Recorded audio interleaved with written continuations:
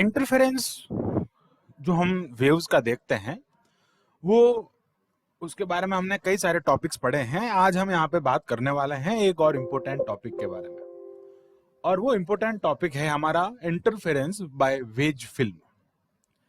अब ये veg film या फिर जिसको हम फनाकार झिल्ली कहते हैं वो क्या होती है उसके बारे में हम यहाँ पे डिस्कस करेंगे, और इससे व्यतिकरण किस प्रकार प्राप्त होता है, और व्यतिकरण में जो फ्रिंज की जो चौड़ाई होती है, जो फ्रिंज की विड्थ होती है, उसकी हम बात करेंगे और उसके लिए यहाँ पे डेरिवेशन करेंगे। तो सबसे पहले वेज फिल्म, वेज का मतलब समझ लेते हैं कि वेज फिल्म होती कैसी है। बेसिकली आपको बता देते हैं कि ये जो सिस्टम है ये सिस्टम बेस्ड है, जो पतली फिल्म होती है, थिन फिल्म होती है, उसमें जो इंटरफेरेंस होता है उस पे ये पूरा सिस्टम बेस्ड है।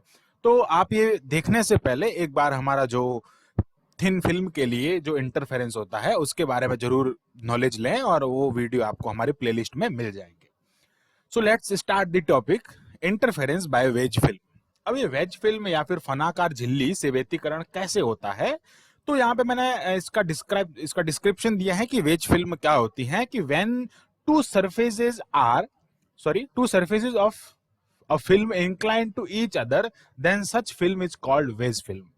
It means, वापस एक बार आप इसको ध्यान से सुने कि when two surfaces, दो सरफेस है, when two surfaces of a film inclined to each other, then such film is called wedge film. दो सरफेसेस यानी दो सतह एक दूसरे पर झुकी हुई होती हैं, तो इस प्रकार की झिल्ली को हम फनाकार झिल्ली या वेज फिल्म कहते हैं। सोन एज द फिगर, इस फिगर में आप देख सकते हैं कि ये इसकी S1 सरफेस है, ये इसकी S2 सरफेस है। नो डाउट इनके बीच में एंगल जो होता है, इंक्लाइंड एंगल जो होता है वो बहुत कम होता है। यहाँ पे जो एंगल बन रहा है ये एंगल थीटा जो है वो बहुत कम है, बिकॉज ये 3D है, इसलिए मैंने आप इस टाइप के डायग्राम से इसको डिनोट किया है। ये एंगल जो होता है वो बहुत ही स्मॉल एंगल है, इसका आप ध्यान रखें। ओके, वेज फिल्म कुछ इस टाइप की होती है, एक सरफेस पे दूसरी सरफेस S1 जो है, S1 पे S2 सरफेस जो है वो इंक्लाइंड है, झुकी हुई है, कुछ एंगल से उसमें मुड़ी हुई है। तो इस टाइप से हम इसको कहते हैं वेज फिल्म। अब इसमें कुछ कंडीशंस होनी चाहिए, और उस कंडीशंस की बात हम करते हैं कि इसमें जो इंटरफेरेंस होता है वो किस टाइप से होता है, आपको इंटरफेरेंस किस फॉर्म में दिखेगा और इंटरफेरेंस कैसे होगा। तो वो सारी बातें यहाँ पे हमने इस 3 पॉइंट में क्लियर करनी है, और ये तीनों पॉइंट मैं आपको इस डायग्राम से समझा देता हूं। तो सबसे पहले यहाँ पे देखते हैं कि in this film the thickness increases from the point two other point. इसमें थिकनेस जो है वो कांस्टेंट नहीं रह रही। जैसे हम अगर थिन फिल्म की बात करते हैं तो उस थिन फिल्म को हमने ऐसे लिया था और इसकी थिकनेस जो थी वो T थी। ये इस पॉइंट पे आप किसी भी पॉइंट पे अगर चेक करते हैं इसकी थिकनेस, तो वो थिकनेस यहाँ पे इसकी जो है कांस्टेंट है। बट अगर यहाँ पे देखते हैं इसकी थिकनेस कांस्टेंट नहीं है। Thickness means the distance between surfaces, surface के बीच की डिस्टेंस को हम थिकनेस कहते हैं। अगर मैं बात करूं, यहाँ पे मैं कोई पॉइंट P1 लेता हूं और P लेता हूं, और यहाँ पे कोई पॉइंट P डैश लेता हूं, तो इसके बीच की ये डिस्टेंस और इसके बीच की ये डिस्टेंस, वापस मैं यहां से ये डिस्टेंस लेता हूं। इट मींस यहां से क्या हो रहा है, डिस्टेंस पॉइंट टू पॉइंट जो हो रही है इंक्रीज हो रही है, या फिर हम कह सकते हैं डिस्टेंस में चेंज हो रहा है, डिस्टेंस इक्वल डिस्टेंस नहीं है। ओके, तो यहाँ पे फर्स्ट पॉइंट यही है कि in this film thickness increases from the point two other point. यहाँ पे एक पॉइंट से अदर पॉइंट, जैसे P Q R S, इस टाइप से अगर आप चलते जाते हैं तो अलग अलग पॉइंट पे आपको उसकी थिकनेस अलग अलग मिलेगी। नेक्स्ट हम बात करते हैं यहां से, when light is incident on the surface of film then fringes are observed due to interference. अब इंटरफेरेंस क्यों होता है, इंटरफेरेंस लाइट वेव का हम यहाँ पे पढ़ते हैं। तो इस सरफेस S2 पे अगर हम लाइट को इंसिडेंट करते हैं, लाइट यहाँ पे इंसिडेंट होती है और लाइट नॉर्मली इंसिडेंट होती है। इट मींस इस पे परपेंडिकुलरली इंसिडेंट होती है, नॉर्मली इंसिडेंट होती है। ओके, तो इस कंडीशन में हमको क्या मिलता है, इंटरफेरेंस मिलता है। अब वो इंटरफेरेंस कैसा होगा उसका प्रारूप भी यहाँ पे दिया गया है, इंटरफेरेंस सेफ, जिसको हम कहते हैं व्यतिकरण प्रारूप। ओके, व्यतिकरण प्रारूप उसका सेफ कैसा होगा उसके बारे में हम यहाँ पे बात करते हैं कि व्यतिकरण प्रारूप कैसा होगा। The safe of fringes of interference is in the form of the rectangular strip. Rectangular strip का मतलब होता है आयताकार पट्टी नुमा। ओके, आयताकार पट्टी नुमा, उसका हम डायग्राम बना के आपको बता देते हैं। आयताकार पट्टी नुमा आपको यहाँ पे इंटरफेरेंस मिलेगा। इट मीन्स अगर मैं बात करता हूं कि यहाँ पे आपको इंटरफेरेंस कुछ इस टाइप से देखने को मिलता है कि इंटरफेरेंस इसमें जो मिलता है वो इस टाइप से मिलता है। यहाँ पे ये इस टाइप की पट्टी का निर्माण हो जाता है। मान लेते हैं ये कोई डार्क फ्रिंजेस है। ओके, ये इस टाइप से आपको फ्रिंजेस बनती है जो कि आयताकार पट्टी नुमा होती है, रेक्टेंगुलर स्ट्रिप्ट की फॉर्म में होती है। ये इस टाइप से आपको यहाँ पे फ्रिंजेस देखने को मिलती है आफ्टर इंटरफेरेंस ऑफ वेव। तो ये था इसका सेफ, इसके कंस्ट्रक्शन की ये कैसे बनता है और इंक्लाइंड सेफ कैसा होता है, वेज फिल्म क्या होती है, उसके बारे में हमने यहाँ पे इंट्रोडक्शन पढ़ा था। अब हम बात करते हैं इसकी जो फ्रिंज विड्थ है जिसको हम बीटा कहते हैं, इसमें फ्रिंज विड्थ क्या होगी उसको उसके लिए हम डेरिवेशन करेंगे। तो उसके लिए हमको कुछ कंसीडर करना पड़ेगा और वो कंसीडरेशन हम यहाँ से स्टार्ट करते हैं। तो फर्स्ट मैं यहाँ से लिखता हूं, let us consider a wedge shape film is in which two surfaces S1 and S2 उसको हम लेट कर सकते हैं on inclined at angle theta. Theta angle पे वो एक दूसरे से इंक्लाइंड है। इट मीन्स ये जो एंगल है इसका वो कितना है, थीटा है, to each other. Here we will study about interference in wedge film of reflection geometry. अब रिफ्लेक्शन ज्योमेट्री में आपको वैसे तो जो हमारी थिन फिल्म की इंटरफेरेंस है उसमें बता चुका हूं, बट यहाँ पे फिर भी बता देता हूं कि रिफ्लेक्शन ज्योमेट्री का मतलब होता है कि किसी सरफेस पे अगर कोई लाइट रे इंसिडेंट हो रही है तो ये लाइट रे इसमें पार्शियली क्या होगी, रिफ्रैक्ट होगी, और पार्शियली यहां से रिफ्लेक्ट होगी। तो जो रिफ्रैक्ट है यानी कि जहां से ट्रांसमिटेड हो रही है, जहां से या जहां से बाहर निकल रही है, यानी कि जो एग्जिट हो रही है, उसको हम कहेंगे ट्रांसमिटेड ज्योमेट्री। ये जो ज्योमेट्री होती है इसको हम कहते हैं ट्रांसमिटेड ज्योमेट्री। इसको हम कहते हैं ट्रांसमिटेड ज्योमेट्री। ये ट्रांसमिटेड ज्योमेट्री है। और यहां पे अगर हम बात करते हैं कि ये जो ज्योमेट्री होती है इसको हम कहते हैं रिफ्लेक्टेड ज्योमेट्री। ओके, हम यहाँ पे ओनली इस सरफेस की बात करेंगे। तो इस सरफेस के लिए क्या होगा, रिफ्लेक्टेड ज्योमेट्री के लिए हम इंटरफेरेंस की बात करते हैं, और उस इंटरफेरेंस में जो जो उसकी फ्रिंज विड्थ होगी वो हम यहाँ पे इसको फाइंड करते हैं। तो बहुत ही सिंपल मेथड है इसका। तो हम यहाँ पे स्टार्ट करते हैं कि मैं ऐसा लेट करता हूँ कि पी पॉइंट है, ये पी डैश हो जाएगा, ये क्यू है और ये क्यू डैश हो जाएगा, और ये आर है और ये आर डैश हो जाएगा। यहां से लाइट जो है वो नॉर्मली फॉल हो रही है, यहां से नॉर्मली फॉल डाउन हो रही है। Okay, light normally fall down है और मैं इसकी थिकनेस यहां से टी एन कंसिडर करता हूं। ये जस्ट इसकी आगे वाली होगी, इसलिए ये टी एन प्लस वन हो जाएगा। और ये कोई mth वी जो हमारे पास में थिकनेस है उसको मैं T N plus M consider कर देता हूं। ऐसा ये जो है पॉइंट टू पॉइंट इसकी जो थिकनेस है वो इंक्रीज हो रही है। यहाँ पे एयर मीडियम है। ओके, इसलिए इसके लिए जो रिफ्लेक्शन इंडेक्स होगा वो क्या होगा, 1 होगा।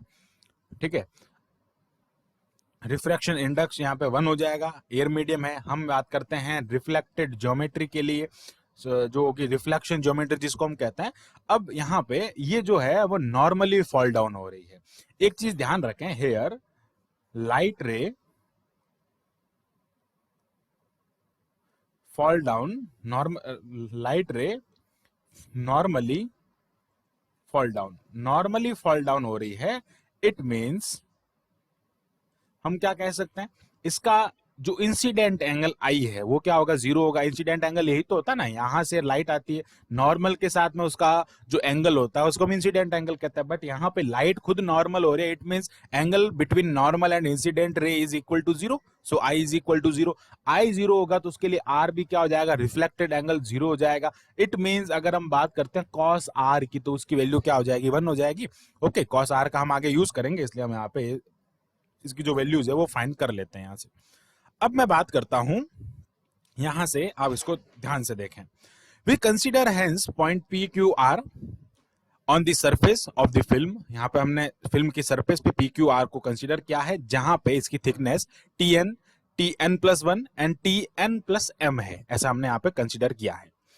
अब हम बात करते हैं कि ऐसा मैं लेट कर लेता हूं कि पी पॉइंट पे या क्यू पॉइंट पे, या फिर हम जो एक छोड़ के एक फ्रिंज ले रहे हैं उसमें डार्क फ्रिंज मिल रही है मेरे को। अब डार्क फ्रिंज मिल रही है तो डार्क फ्रिंज के लिए जो इंटरफेरेंस की कंडीशन होती है उसको हम यहाँ पे अप्लाई करेंगे। तो मैं एक बार इंटरफेरेंस की जो कंडीशन होती है उसको मैं यहाँ पे लिख लेता हूं। तो कंडीशंस की अगर हम बात करते हैं तो मैं अगर कंस्ट्रक्टिव इंटरफेरेंस की बात करता हूं तो कंस्ट्रक्टिव इंटरफेरेंस को हिंदी में हम कहते हैं संपोषी व्यतिकरण। तो कंस्ट्रक्टिव इंटरफेरेंस की मैं अगर बात करता हूं तो उसके लिए कंडीशन होती है आपके पास में थिन फिल्म के लिए। ओके, ये किसके लिए? थिन फिल्म के लिए, जो पतली फिल्म होती है, थिन फिल्म के हम रिजल्ट्स की बात कर रहे हैं। वो होता है 2 mu T N. Okay, 2 mu T N cos R is equal to 2n plus 1 lambda by 2। Lambda क्या हो गई? उसकी वेवलेंथ हो जाएगी। इस टाइप से अगर मैं बात करूं यहां पे फॉर डिस्ट्रक्टिव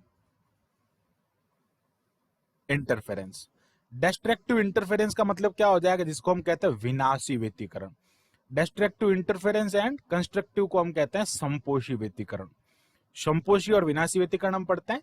इसमें क्या होता है? ब्राइट फ्रिंज मिलती है और इसमें हमको डार्क फ्रिंज मिलती है। और डार्क के लिए कंडीशन हो जाएगी 2 mu T N is equal to T N cos R is equal to N lambda. N क्या हो जाएगा उसके लिए? 1 2 0, ये हो जाएगा इस टाइप से 0 1 2 3 आगे से आगे इनफाइनाइट तक चलता रहेगा। और टी जो है वो इसके लिए इसकी थिकनेस है, इसकी मोटाई है। तो हम ऐसा लेट कर रहे हैं यहाँ पे कि हमको जो फ्रिंज मिल रही है वो डार्क फ्रिंज मिल रही है। At this point dark fringes of order n n plus 1 m plus n। तो ये यहाँ पे हम ऐसा लेट कर ले हैं कि let these points, let at these point, ऐसा हम लेट कर रहे हैं, लेट एट दीज पॉइंट्स, इन पॉइंट्स पे, at these points fringes of order dark fringes. जो हमको फ्रिंजेस मिल रही है वो कैसी फ्रिंजेस मिल रही है? डार्क फ्रिंजेस मिल रही है। डार्क फ्रिंजेस ऑफ ऑर्डर, उसका ऑर्डर क्या होगा? उसके ऑर्डर की बात करते हैं n, n प्लस 1, जस्ट उसके एक आगे वाली, फिर क्या हो जाएगा? n प्लस m, ऐसे चलता रहेगा आगे से आगे। आर एब्जर्व्ड, ये यहां से क्या हो रही है? एब्जॉर्ब्ड हो रही है, आर एब्जॉर्ब्ड।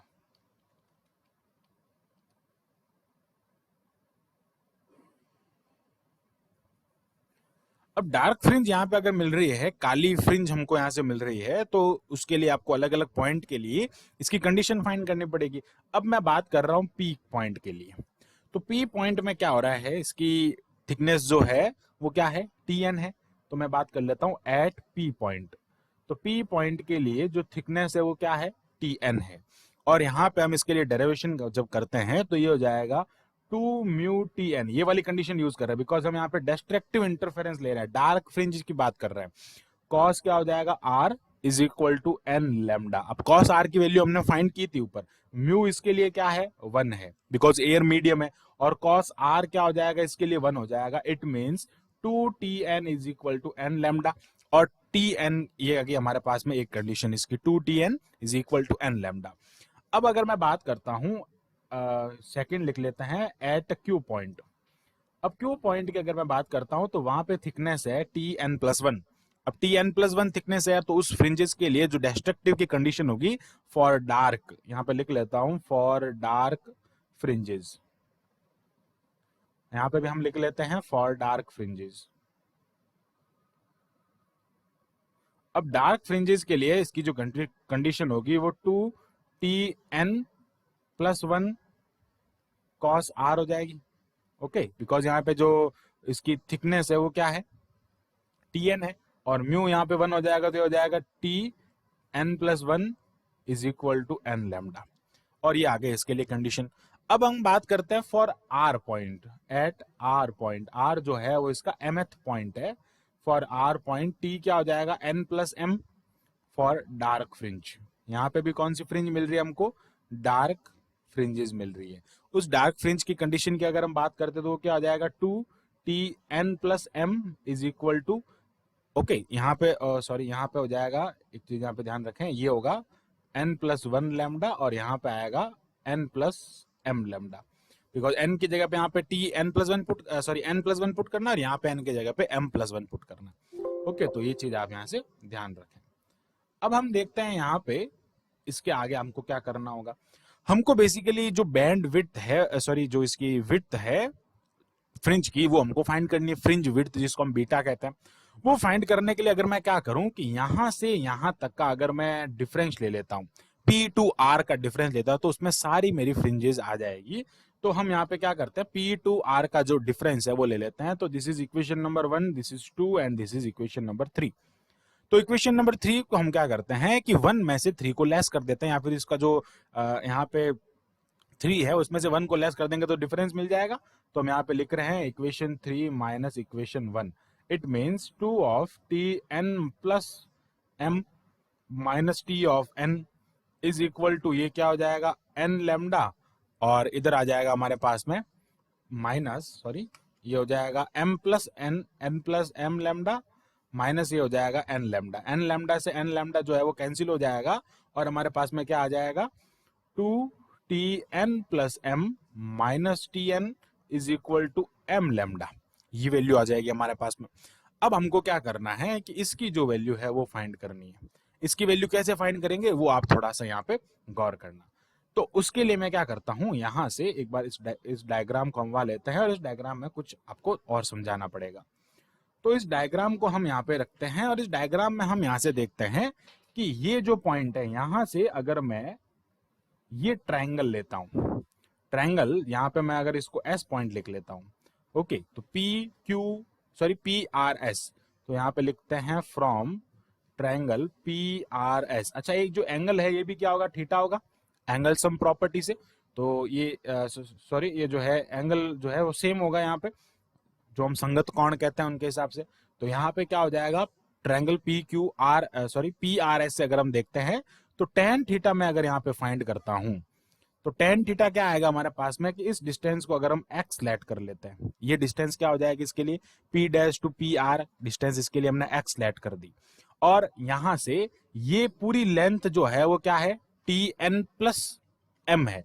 और यहां से ये जो लेंथ है, अगर मैं हम अब बात करते हैं तो वो ये वाली लेंथ है। क्यों है, क्योंकि हमने इसका क्या लिया यहाँ पे, बैंड, इसकी विड्थ की बात की कि ये वाली जो डिस्टेंस मिल रही है, बिकॉज यहाँ तक तो सारा इक्वल हो जाएगा इसका डिफरेंस लेने के बाद में, तो बचेगा ये वाला और इसकी डिस्टेंस हमने यहाँ से फाइंड की है।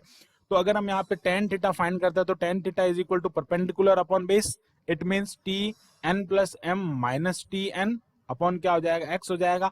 अब एक चीज यहाँ से ध्यान रखें कि टेन थीटा, जब थीटा स्मॉल होता है तो टेन थीटा किसके इक्वल होता है, थीटा के इक्वल होता है, कॉस थीटा 1 के इक्वल होता है। तो ये किसके इक्वल हो जाएगा, थीटा के इक्वल हो जाएगा, जब थीटा क्या है, स्मॉल है। मैंने आपको पहले भी कहा था कि एंगल जो होते हैं वो इंक्लाइंड एंगल बहुत कम होते हैं। इट मीन्स मैं बात करता हूं theta is equal to TN plus M minus TN upon ये हो जाएगा x, and then TN plus M minus TN is equal to x theta. ये आपको कहां पुट करना है, इक्वेशन नंबर 4 में। तो ये पुट करें इन इक्वेशन नंबर 4, ये है हमारी इक्वेशन नंबर 4, और इसमें ये जो है वो पुट कर लेते हैं रिजल्ट। तो हमारे पास में आ जाएगा 2x theta is equal to m lambda. Okay, अब बीटा हमको अगर फाइंड करना तो एक चीज आप ध्यान रखें कि x upon m, x means इसके बीच की डिस्टेंस, और उसमें जो एक फ्रिंज है, एक फ्रिंज कोई भी, m मतलब mth फ्रिंज, कोई भी एक फ्रिंज, उसकी डिस्टेंस और कोई भी एक फ्रिंज जो होगी उसका डिवाइड, उसका रेशियो किसके इक्वल होगा, बैंड, उसकी फ्रिंज विड्थ के इक्वल होगा। तो यहां से ध्यान रखें कि ये किसके इक्वल होगा, फ्रिंज विड्थ के इक्वल होगा, बीटा के इक्वल होगा। तो ये कैसे हुआ वो समझ में आया। यहां से देखो ये डिस्टेंस x है, और एक फ्रिंज की मैं अगर बात करता हूं, पूरी डिस्टेंस और उस एक फ्रिंज की चौड़ाई, या फिर उस एक फ्रिंज का जो ऑर्डर है m उसके लिए ऑर्डर हो जाएगा। ओके, तो वो m हमने यहाँ पे उसका ऑर्डर और उसका जो रेशियो होता है डिस्टेंस, होल डिस्टेंस का, वो बीटा के इक्वल होता है। तो यहां से ये क्या हो जाएगा, x upon m is equal to lambda upon 2 theta. It means beta की जो वैल्यू है वो लैम्डा अपॉन 2 थीटा आती है, और इसको हम कहते हैं फ्रिंज विड्थ, यानी कि जो फ्रिंज चौड़ाई है वो यहाँ पे हमको इस टाइप से मिलती है, इसको हम कहते हैं फ्रिंज चौड़ाई। ये डेरिवेशन हमारा यहाँ पे खत्म होता है। तो मैंने आपको बताया था कि फ्रिंजेस कैसे मिलती है, फ्रिंज के लिए जो डेरिवेशन है वो भी हमने यहाँ पे किया था। आई होप आपको ये डेरिवेशन समझ में आया होगा। So thanks for watching this video, keep watching MS maths and subscribe the channel MS maths.